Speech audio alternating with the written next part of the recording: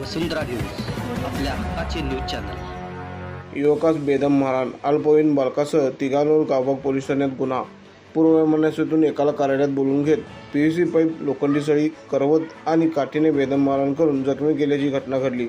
सुयश सुनील गुंडके, वय 24, राहणार शिरदवाड असे जखमीचे नाव आहे। या प्रकरणी गावबाग पोलीस ठाण्यात अल्पवयीन बालकासह तिघांच्या विरोधात गुन्हा दाखल करण्यात आला आहे। याबाबत पोलिसांतून मिळालेली माहिती अशी: शिरदवाड येथील सुयश गुंडके याचे राजेंद्र शामराव गुंडके, वय 45, राहणार शिरदवाड हे नात्याने काका आहेत। या काका पुतण्यांमध्ये वाद असून त्यातूनच वैभव शिवाजी साळुंके, वय 30, राहणार नदिवेस नाका यांनी 2 दिवसापूर्वी सुयश गुंडके याला आपल्या मंगलधाम नजीकच्या कार्यालयात बोलवून घेतले।